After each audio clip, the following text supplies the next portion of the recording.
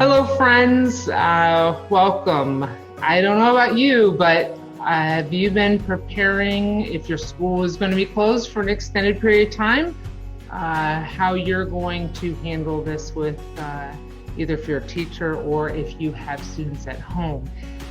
And so teachers and administrators, listen up, because today in this really candid interview, we're going to chat with Dr. Erik Kormos. He's the Assistant Professor of Education and Assistive Technologies at Ashland University. Welcome, Erik. So glad that you're here. Thank you very much. Appreciate it. I'm glad to be here. So, Erik, you joined AU's College of Education last year, and I know that you teach undergraduate students and graduate students in educational technology, social studies, methods, as well as communication courses. I know you've also taught middle grades and young adults in Ohio, but I also know you were in Columbia for 7 years teaching. And so we're really excited to hear about your thoughts with online education and what we've been thrown into. So, Erik, Sure. Teachers and Ashland University, we have a large population of alumni who teach, as well as parents who have been relying on online learning with their students for this past week. And when we talked, you said, gosh, Margaret, in 1 week, there's a crazy flip in K through 12 education as well as higher education. So talk to us a little bit about what this has felt like for teachers and students who are accustomed to this kind of face-to-face teaching. Sure. You've talked about it. This is really unprecedented in many ways. We look at across the state right now. This is basically every state, with the exception of 3, is completely closed down. And the 3 that are still functioning, which is Iowa, Nebraska, and Maine, are kind of on a district-by-district basis. But otherwise, 47 of the states are completely closed. You're looking at a total of about 56 million students who are out of school right now, right? 56 million, about 51 from public schools and about another 5 to 6 from private schools.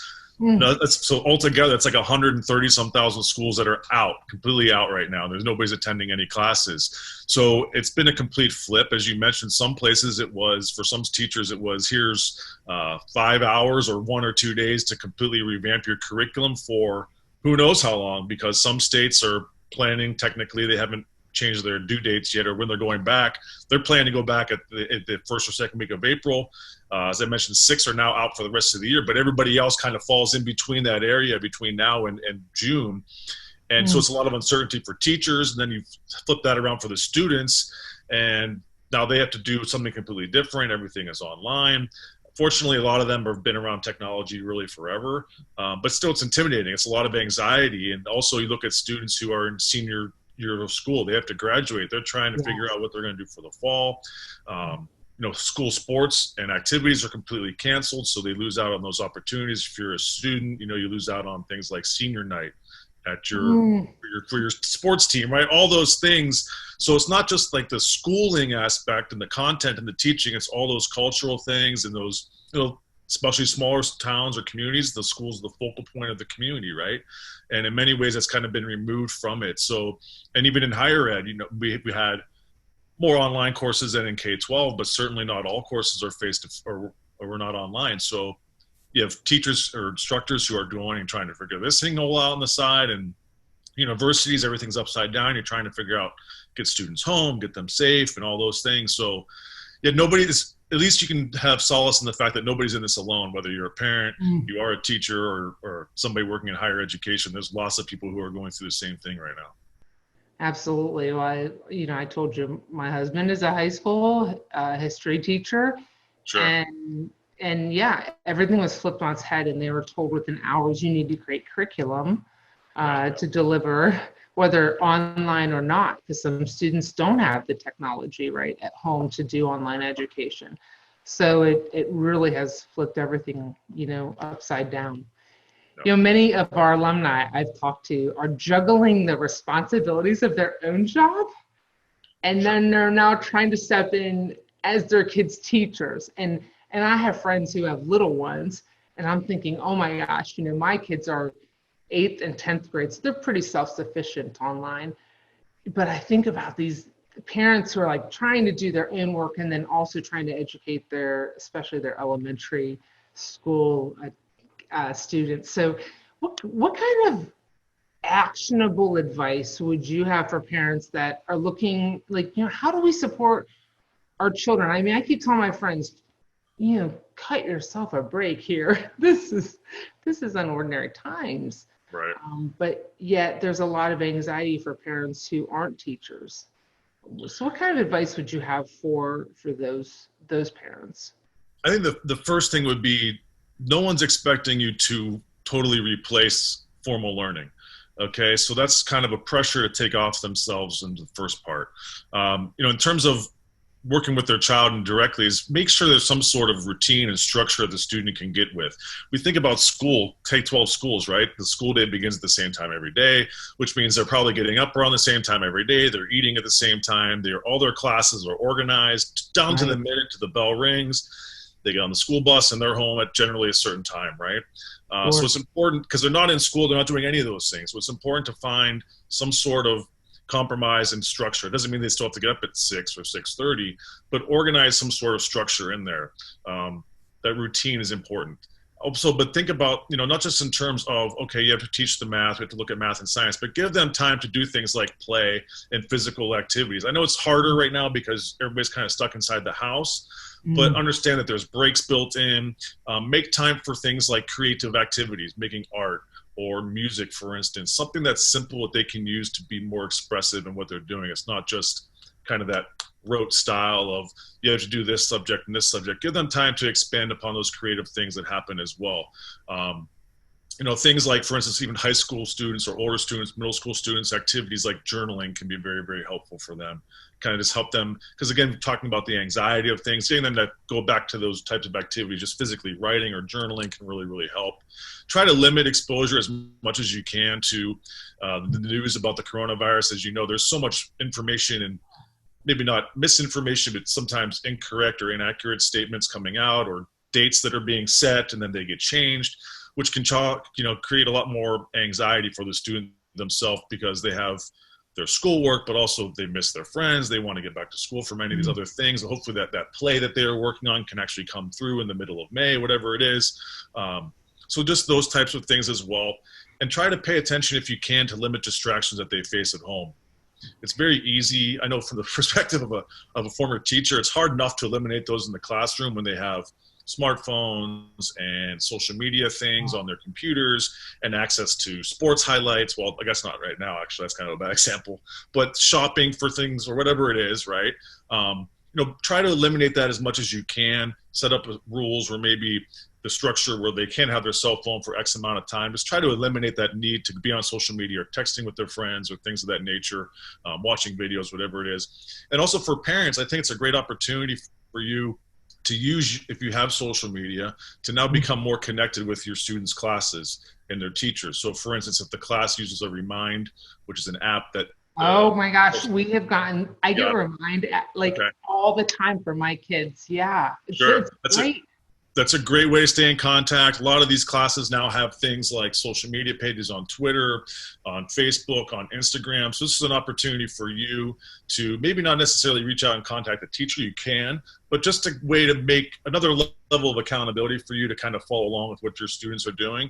And a lot of schools now offer the ability for you to log in and see grade books. So keep checking. You can keep checking those grade books and making sure there's not a bunch of zeros or things popping up in the grade column that maybe your students aren't doing. Yeah, Eric, even the rumors of like, well, will my grades count or will this count? And I keep saying to at least to my kids, you learning is important, and because it does build upon year over year, right? And so it is important that you maintain that and give your teachers. It's so funny because some of the teachers are so amazing with technology and others are struggling. Right. And I'm like, grace, right? Grace will get us through so much of this, Yeah. So along the same lines, Eric, what advice would you give to alumni? So our College of Education has been just a jewel of Ashland College and now Ashland University. So many of our alumni are teachers. So what would you say to alumni who are finding themselves scrambling to deliver the same student kind of learning objectives through remote learning? Sure, it's a totally different challenge, right? But I think one that people are more than capable of handling. One of the things just to kind of touch on something you talked about before we transitioned here was those less technology savvy peers. Don't be afraid to reach out to those people on an individual basis, send them a text or a phone call and just kind of see how they're doing, because they can really feel lost even more so now with all the isolation. In relation to our younger alumni could really help our alumni who are more seasoned. Yeah, it's a great point. 100%. Don't work in silos. Reach out to people that that you're peers with that maybe need that little bit of help or might have questions. As for the teachers themselves, I think the first thing they want to think about is, how do I want to deliver the content? And the school may or may not put out regulations on this, but do they want it to be asynchronous or synchronous? So do they want to try to maintain where everybody's in the classroom at the same time using like a Google Hangout, for instance, and they meet at the same time or whatever it is? Some schools have gone to they kind of split the day in half. So the day one, you just have periods 1 through 4, and then day 2, 5 through 8. So there's different ways of doing that. But how do you want to do that? So if you're going to do asynchronous, meaning the class can basically come in anytime, make sure you record your video lectures, you upload them, you get them going and things of that nature. Try to stick with technologies that you already know, that you know work, that you know your students know how to work. You don't want to try to train them on a bunch of new technologies when there's nobody around. That can be really difficult. Examples of things that you can do, art teachers, they can still, for instance, create lesson plans where students are at home and they can use a paper and a pencil to draw a particular project, right? If you are doing a lesson on language learning, or you're you're a teacher for like elementary young students, record yourself reading a story, upload it to a specific website, have one source where parents, for students can go to, where all that information is available to them. So there's still ways to go about in doing that. If you're going to do the recorded lecture, try to keep it 15 minutes or less, and really avoid the temptation of just putting a bunch of worksheets and busy work on there. Because what this does is it allows you to really kind of engage students in those learning objectives. Break it into smaller chunks, more bite-sized pieces, so it's not a bunch of work daunting at the beginning. Make sure you have your expectations clear, not just in terms of the assignment, but what's for your expectations for the online learning environment, right? Because for many of your students, this is the first time they've been in that type of environment. So what are your expectations for what that looks like? And that can change over time. That can evolve as you're also becoming more familiar with this as well. Try to make sure you're providing real-time feedback as much as possible, or at least quick and frequent feedback in different ways. Have students collaborate on different documents so they're not working by themselves. They can come things like on a Google Doc or a Google Sheet or a project that they can work together on regardless of location. In the communicate either via text, or things like I mentioned Google Hangout are really good. And then as you can, try to be a face. A lot of teachers they're putting a daily video out there where they're uploading a video just to say hello, how's everybody doing? If you have any questions, here's what we're working on today. Try to include some virtual meetings where you're still having that face-to-face, even if you're not doing the same time every week. Hey, I'm going to take 5 minutes and I'm going to talk to 5 or 10 students a day. And just something like that, right? Just to maintain that personal contact, have that human connection still that we have in that daily face-to-face classroom in the K-12 level that can be removed here. So try to find ways to incorporate that into your classroom. Absolutely. My husband said last week, there are students of mine that haven't logged in to the classroom.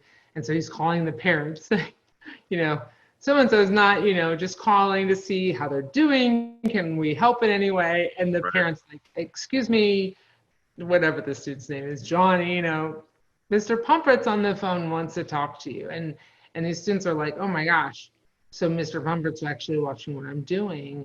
And I think that's important that these students know that these teachers haven't given up, right? They're still watching and are concerned. And they want to get them to the end, right? And we've said that at Ashland, our most important mission right now is to get our seniors to the finish line. I mean, period, whether you're, in an undergraduate or graduate course. And I, Eric, when you and I talked, I told you the only way I could do my MBA was online as an adult. And my hours, for me, that worked really well was after the family was quiet and the night was over for them around 10:30 or 11 at night, that's when I would kick into doing some of my work. And so I found online education to be a godsend for a working person like me. And so it's been really fun to watch my kids explore this Sure. and all that they can do. You know, when we talked this past week, Eric, you mentioned, hey, Margaret, libraries are closed, right? But you said we're seeing these art museums and concerts, virtual tours of famous landmarks. Like, these are all popping up. And so maybe last week, when we were talking this past week, you said to me, maybe, Margaret, we use this time for some cultural exploration with our students. Talk about that a little bit, your views on that. Sure. So I mentioned earlier, we talked about kind of that structure of the day, but make sure there's opportunities to explore things like art and fine arts and things of those nature, right? And lots of these museums, whether they're art museums, it could be like the Rock and Roll Hall of Fame is a great example here locally. I'm in the Cleveland area, Cleveland Zoo. You know, a lot of these places already have built-in places where you can go on their websites that are actual lesson plans for teachers. Now, nobody's expecting you as a parent to have to go there and do that, but it gives you an idea of things that are out there. So the Smithsonian Institute is a very, very good one out of New York. They have tons of stuff online there. The Metropolitan Museum of Art is a great one they have there. Looking at other sites, like there's lots of virtual reality sites that you can go to and check out. A nice one that for like databases is Google Arts and Culture is a fantastic one. And that also allows you to go into actual museums and do virtual tours of the museum. They just follow you right through. You see everything. It's beautiful. Those are really, really great things to have because it allows you to have that opportunity to explore different aspects of culture, and it's broken down by age level. So if it could be elementary or middle school or high school, and there's tons of activities. And what's great about those places is they're done by professionals, but they also provide you all the resources that you need. So there's nothing you have to go and find. They'll give you the questions that you want to ask. They will give you, if you're looking at art, they will give you all the hyperlinks to all the pieces of art with descriptions of the art or music, same thing. And it's just, there's so much out there. And a lot of these places are really pumping that and trying to pump that up a little bit because they want people to know, hey, we're here, right? And we have really good stuff. We could be a learning opportunity for your right. Right? Take advantage of it. And it's all out there. It's just, you just got to go find it. You know, when we talked, you were like just tearing off to me, Margaret, this website, you know, these are great resources. What websites do you recommend for parents and teachers that can be resources during this time? Sure. Talked a couple about the ones already, the kind of the cultural aspect of it, but there's other ones that are really good too. Khan Academy, Khan, Khan Academy is great. They do a really nice job of producing short videos. They have assessments or quizzes as there as well to measure learning, and they're broken down, and they really do a really nice job of age level appropriateness as well. Another aspect is Scholastic Learn at Home, which is a fantastic resource for parents. Websites like Autism Speaks is a fantastic place to go because they have lesson plans and activities and things that students can do that are on the autism spectrum. So that's fantastic, especially for parents right now who are at home. PBS is great. PBS Media, PBS Kids are both fantastic resources there. There's an American Federation of Teachers has it's called Share My Lesson. And these are all actual lessons from teachers who are in this organization that post them online. And you can go ahead and you can find those. So there's those types of resources for things to do and ideas, but there's also two more, I'd like to give you, three more really. The first one is YouTube. YouTube is still a great tool. YouTube is amazing. Like if anyone needs to learn how to do anything, right? Go to YouTube. Everything available out there, and it's like professionally made and tons of great stuff. And then there's a website called Kahoot, which is it's free. You can there's a free account version. You can log in, and there's millions of tests and not tests, but quizzes. But they're really fun and interactive and engaging, and they're just fun to measure learning. And even for yourself, maybe have a competition with your kid about who knows more about this subject, right? Whatever it is. And then Play Pause It is a great one. Play Pause It takes YouTube videos and there's questions in them along the way. So if you know they're learning about, I'm a social studies teacher by heart, that's what I did before this. you know they're learning about World War I, you go find a World War I video on here, and you just send them the link, and they can take the questions. And they're all free, and they all have templates. So Kahoot and Play Posit both have templates. So as a parent, you don't have to do anything. You just literally search and type in whatever topic you want, and 100 things will pop up, and they're all free, and they're all pretty fun. You know, Eric, when I was studying as an adult, I would go to was it Quizlet, right? Yeah, so if I was Quizlet's learning about something, I don't know, business and innovation or accounting, I'd go into Quizlet to get myself prepared to say, did I understand the material that I was learning? Sure. And it was an awesome resource, to get prepared. So to that point, so many great resources for students and for parents, and also for our alumni who are teachers. So, sure. Okay, Eric. So here's the big question of the day. In your professional opinion, what might our country see in the years ahead with education because of the COVID-19 epidemic? Sure. And I think a lot of it depends on how much it goes on too. If it's a temporary thing where we're looking at, there's definitely going to be changes either way, but if it's just this school year, okay. But if this goes into, you've heard all sorts of reports from 12 to 18 months or August or April. I mean, this could very well go into the fall. So I think what you're going to see, and a lot of school districts some school districts have started to go to this where they have online virtual learning days.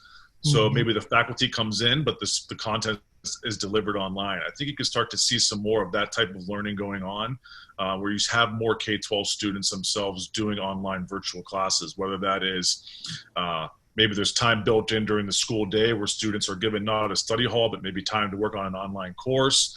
But the actual offerings of online courses have just expanded exponentially. The virtual cyber schools are already out there, and they're growing in popularity.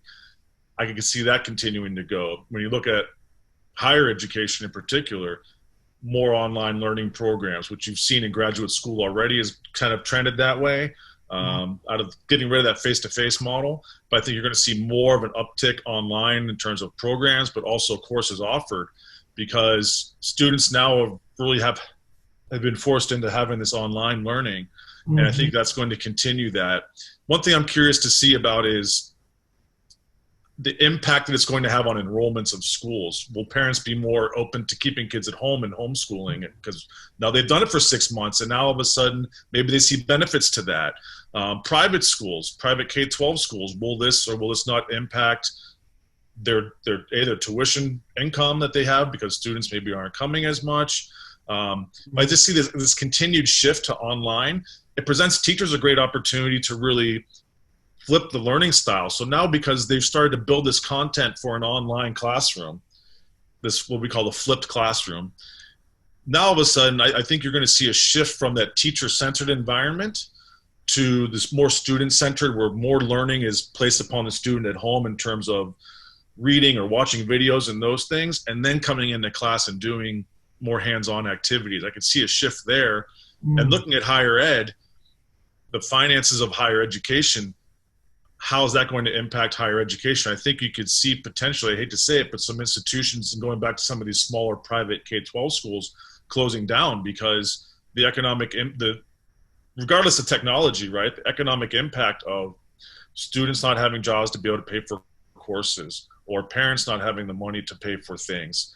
And I think you could see some of these schools that are already kind of, volatile, all right? Or at risk, they could really see some shifts there. So you could see schools merging or schools closing, because the longer this goes, right? Right. How do you make a prediction? And if I'm a student or a parent, maybe I look at the local community college much more than I would have before, because I can stay at home and I can take online, and it's a known entity, right? And if students aren't going to campuses and those things, I think you could see those brand name schools, if that makes sense, kind of, because they have the more resources, right, to offer more online opportunities and market, kind of taking over more of that higher ed market, if that makes sense. Share, right? Yeah, President Compa and I just discussed this today. We've talked, he talks a lot about affordability and educating students, no matter what their income, right, or their ability to Sure. pay is. And that's one thing he said is really leaning into this kind of modality and delivery of education will open up the world for whether you're an adult learner or Yes. you're someone who can't afford the traditional room and board experience that many of us had the opportunity to have. And so it's something that has been important to him. And so we just had this conversation about how will this change how will we learn? And I said to him, doing my MBA online, I felt that my conversations with classmates all over the country was as informative as the lesson itself by the professor. And so I was trying to instill that into my children to say, imagine being in a virtual classroom with people all over the world. Right. Pretty cool, idea. So be interesting to see what's ahead. It's important to note the differences for sure between online learning, these blizzard bags or snow days, that we've talked Sure. about in the past, and the seriousness of closing because of something like the coronavirus. We don't know what this time period looks like, Eric. We don't know. It could be much longer. And so while we may use some of the same tools and strategies, the stress and emotions that students and teachers experience during a time like this will be very different. Yep. This has been really informative and a very helpful conversation with Dr. Kormos. Thank you so much, Erik. Thank you, Margaret.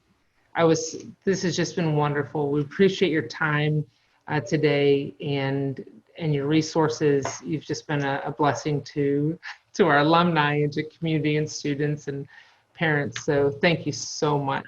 I'm happy to help. If anybody wants to reach out, any teachers out there just for technology stuff, you can email me at ekormos, EKORMOS at ashland.edu.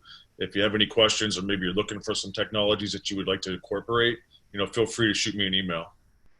Oh, Erik, thank you. This is the blessing of Ashland, right? We have amazing faculty.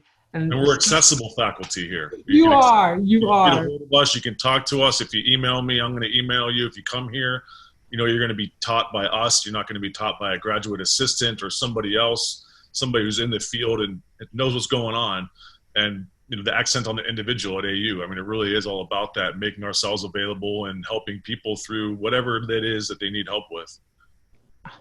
Absolutely. 1 year in, Erik, and you already, it, right? Our culture and our mission. I try. Thank you so much. We look forward to exploring more topics with Ashland's faculty.